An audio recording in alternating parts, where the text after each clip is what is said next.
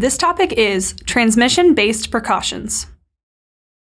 Transmission-based precautions are implemented to prevent the spread of various pathogens, and the precautions we used are based on the type of pathogen and the mode of transmission. The four major types we'll talk about today are standard, airborne, droplet, and contact. Let's first talk about standard precautions. Standard precautions are going to be implemented for all clients in all situations, no matter the pathogen. And the biggest component of standard precautions is hand hygiene. We're always going to complete hand hygiene before and after direct client contact. We're also going to complete hand hygiene after contact with things like blood products, bodily fluids, non-intact skin, and mucous membranes. You should complete hand hygiene right after you remove your gloves.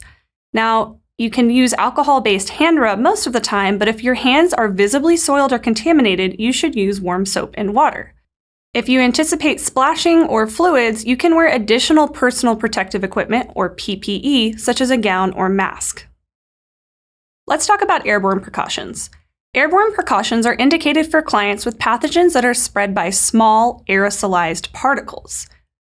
These are conditions such as measles, tuberculosis, varicella or chickenpox, smallpox, and COVID-19.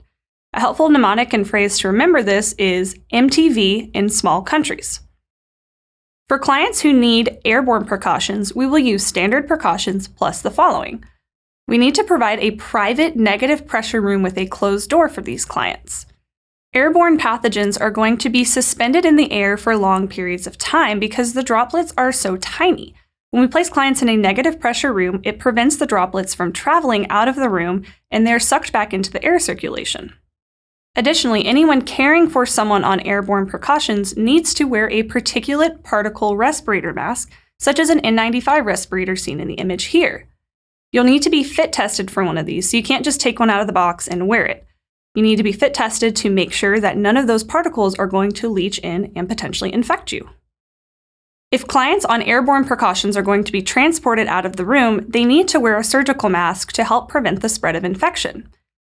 And finally, staff who are susceptible to infections, such as those who are immunocompromised or pregnant, should avoid entering the room. Because these particles are so small, they're a lot easier to infect you than a larger particle such as a droplet. Droplet precautions are indicated for clients infected with pathogens that are spread by respiratory droplets. Some of these conditions that you need to know are pertussis, influenza, mumps, pneumonic plague, Haemophilus influenza type B, also known as Hib, and Neisseria meningitidis. A silly but helpful mnemonic to help you remember these conditions is pimpin. In addition to standard precautions, droplet precautions require clients to have a private room. Remember, these diseases are going to be spread via droplets, and droplets can travel about 3 to 6 feet or 1 to 2 meters. For the same reason, you need to wear a surgical mask when you're working with these clients. We don't want to have any diseases transmitted to us or anyone that could be sharing a room with the client. So, give them their private room and wear the mask. Finally, if we're transporting the client out of the room, they need to also wear a surgical mask. Just like with an airborne precaution client, we don't want the client to transmit the pathogen to anyone else in the hospital. So we've covered standard, airborne, and droplet. Let's last talk about contact precautions. Contact precautions are indicated for clients infected with pathogens that are spread by direct contact. And there's a lot of different pathogens that can cause this. Contact precautions are warranted for clients who have the colonization of any bodily site with multi-drug resistant bacteria. So something like methicillin-resistant Staphylococcus aureus, or MRSA, VRE, or any other drug-resistant gram-negative organism. Enteric infections such as norovirus, C. diff, or E. coli are going to warrant contact precautions, as well as viral infections. Now, you may notice on viral infections, we have RSV and coronaviruses listed.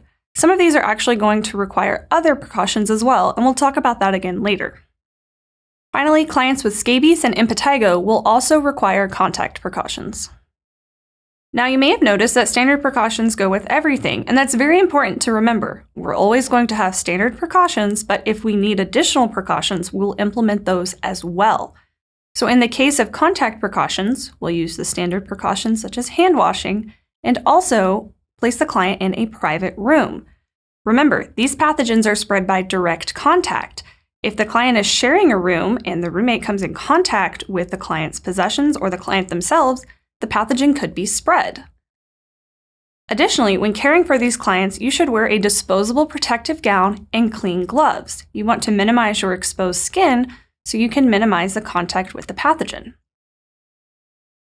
Lastly, it's very important for these clients that we use dedicated or disposable equipment. So things like thermometers or stethoscopes should be dedicated for that client only. If you need to use something like an EKG machine, you need to make sure it is properly cleaned after. Pathogens such as C. diff are not going to be susceptible to alcohol-based cleaning products, and you'll need to use a bleach-based product. This is also why we cannot use an alcohol-based hand rub for conditions such as C. diff. It is not effective at killing the spores, and so you must use soap and water. Let's talk about some general nursing interventions when it comes to transmission-based precautions. It's very important that you ensure proper PPE and equipment are available for client care. You don't want to put yourself in a position where you could potentially contract an infection. Also, like I mentioned earlier, some diagnoses are going to require multiple types of precautions. For example, COVID-19 is going to require airborne and contact precautions, and RSV is going to require contact and droplet. You need to make sure both are implemented properly and that the supplies are available for both. We also want to limit the number of times a client is transported outside of the room to reduce the risk of transmission of the pathogen. Things like bedside x-rays can be very helpful in limiting the number of times the client has to leave the room. Finally, we want to address client feelings of isolation or embarrassment.